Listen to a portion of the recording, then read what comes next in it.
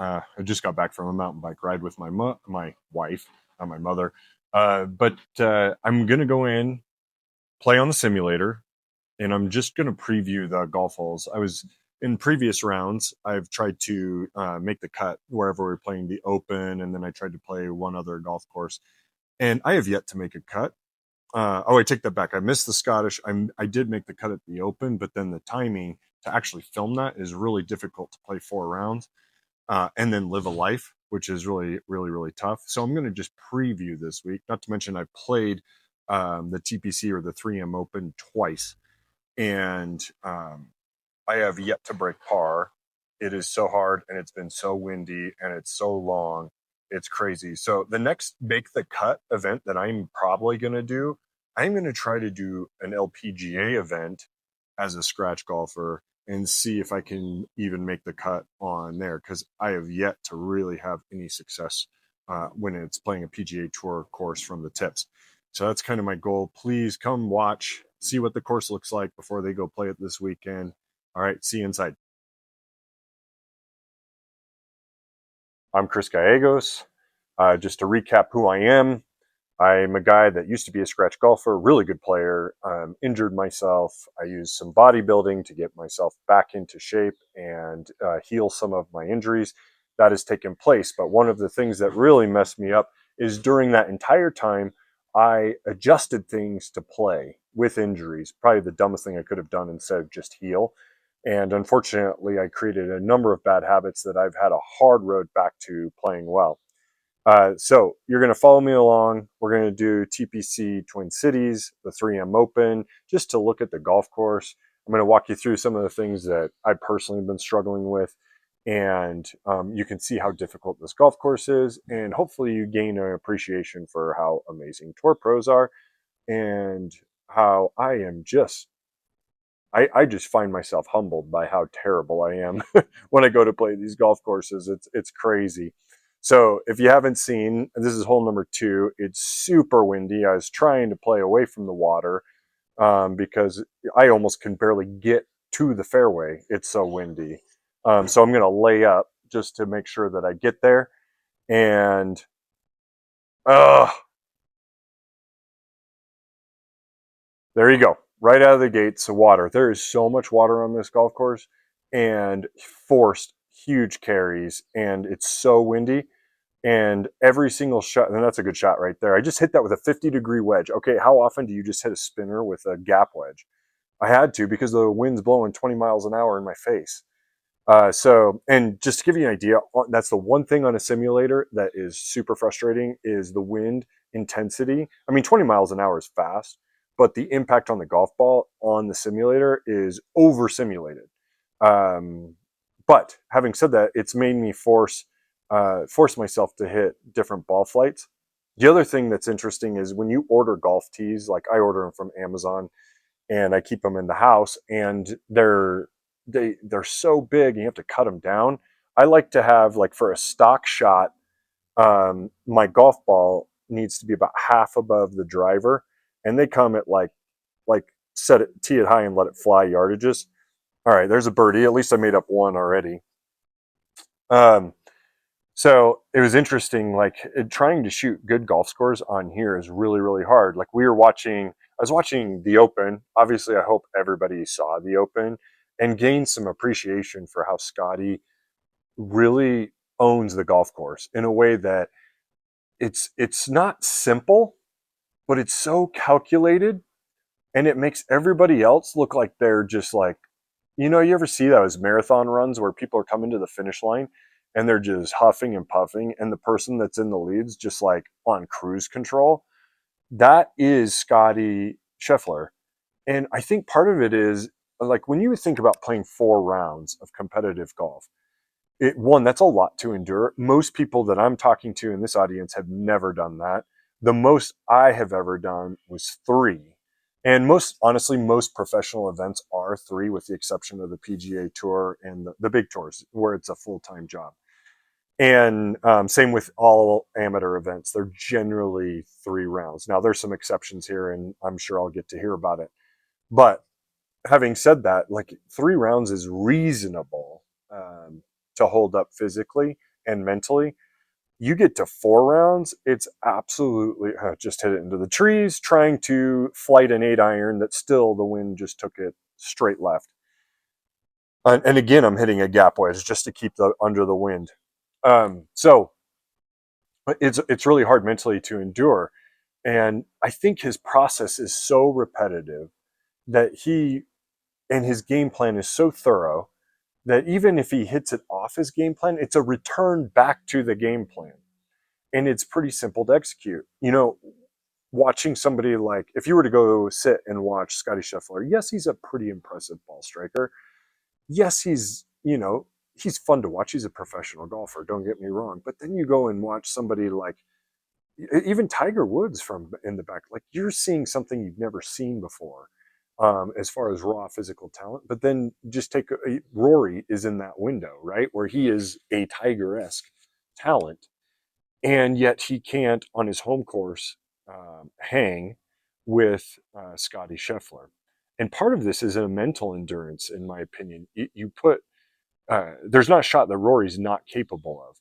The downside is he doesn't have a chance to compete right now because he doesn't have the ability to strategically move around the golf course the way that Scotty does in the most efficient manner. It's like going on a raft.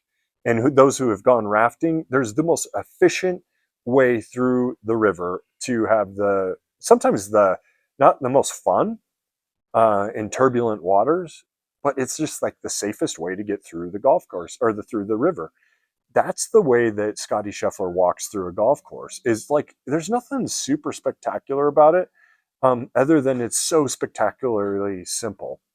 And I keep trying to learn from this. And I saw a great example of this yesterday. I was playing the golf course, and there was a guy. He was a 17 handicap that I was playing with, and his drives were beautiful. He was hitting chip shots that were fantastic. If I were to guess, most of his strokes lost from a strokes gain metric were all on two things: putting and approach shots. And now, don't get me wrong. When you look at a strokes gained average, he's going to be negative on all of them, compared to a scratch player or compared to a PGA Tour player. But when you look at strokes gained on a 17 handicap against a 17 handicap, he's going to look his worst or have a negative strokes gained on the approach shots. And I would say that was probably mostly where most of his errors were. And a great example of this is I asked him, we were side by side, and he had to hit there was a front left pin. There's a bunker a little bit on the right, kind of in the middle, and it was an 83 cover yardage, and it was 86 to the pin. What do you think? What club do you think that 17 handicap pulled? We were right next to each other. He pulled the 84 club, right? That he's probably hit 84 before, but doesn't hit it that way on average. I pulled the 88 club that on average I hit 88. And guess what happened? He hit it short. It rolled all the way back down the hill, took two more chips to get it up. I hit it about 5 yards past the pin and drained a 15-footer. Okay, we had a 4-stroke gap just in that one hole on one decision. And I think that's where most high handicappers make most of their mistakes. That's the same thing that happens with Scotty Scheffler. Now, it's not as pronounced, and the reason why is because instead of he's not picking up 4 strokes at a time like I am on a 17 handicap, but he would pick up, if let's pretend I did actually play the entire Open, and let's just pretend that it was on the real course and I was playing virtual golf. I ended up shooting +4 for the whole week. Okay, so that means Scotty beat me by 21 shots. All right, in any one hole, he was picking up just over half a stroke on me, right? Now, there's some holes that he wasn't picking up half a stroke, right? But there was other ones that he was picking up half a stroke. Sometimes it was 0.75 a stroke, and so on. Well, when you know these numbers and you're competing against the best people in the world, this will change how you approach a golf course and start to make the decisions. One of the things that you should do at your own home club, this is a must, is you have to get the data, if they have it, from their men's league. What do I want a scoring average per hole? If you have a scoring average per hole, you will have instantly what par is or what the way to win is. And it'll make you forge decisions for you. So for example, on my golf course, there's the hole that where I was just talking about, where the 17 handicap took an 8, and he was in position to make birdie. By the way, okay, all he had to do was take that 80-yard shot and make a play, and he did not make the right play. So all he had to do was hit maybe his 86 or 90-yard club, and 2 putts. His par, he only loses 1 stroke to me. That starts to add up over time. But this particular hole it's a par 5 and a scoring average of almost 5.9. There is no reason for me personally to chase birdies. Okay, there's enough risk by going for this green in 2, and I'll give you an example. I had 290 to the hole. Okay, I can hit it 290 sometimes with my 5-wood. Sometimes. My average is 272. Around that green are hazard left, OB right, and 2 bunkers right before the green. The only play that makes sense to me is to lay up to a number that's 80 yards, and then I am going to try to make birdie that way. And I will gain. Now, I did make birdie. I gained 1.9 strokes on the field just in that one decision, not going for it. Okay, I'm going to put this in context. I played with a young kid. He's 20 years old. He just played there to qualify for the Colorado Open, right? Really, really good player. He made 7. What did he do that was different than me?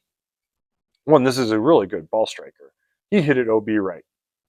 Okay, there's not a lot of room. Now, he can hit it 290. We were about the same off the tee, and he can hit it that far, but unfortunately he made the decision to take on the risk, not knowing the numbers. If he knew the numbers, he would have a full chance to understand that, hey, I gain strokes on the field here. Even if they're men's club field, it doesn't matter. He gains strokes on the field just by making par. If I gain zero point 0.9 strokes on the field, that's almost a full stroke in one hole. That's huge. Now add that up, making that decision, and it's 0.2, per hole. All of a sudden, it starts to make a lot of sense how bad you can beat somebody if you're making decisions on when to be aggressive and when not to be aggressive. Okay, following hole. Again, this kid's a really, really, really good player. Okay, he decides he doesn't know the course well enough. He decides it's a 500-yard par 4. Okay, so it's super long, but it's all downhill. At the widest part in the fairway is it's about 90 yards. It's a really weirdly designed hole. I mean, 90 yards between trouble. Okay, he decides and for me, it's a 310-yard carry. Remember, it's downhill. He decides to take 3-wood for accuracy. Now, there's no way this kid has a 90-yard dispersion, nor should he ever be hitting 3-wood. What does he do? He can't hit it far enough to get into the right position for play. And then what does he do? He sprays it right, OB, trying to maneuver it around a tree that kind of blocks the view of the green. What did I do?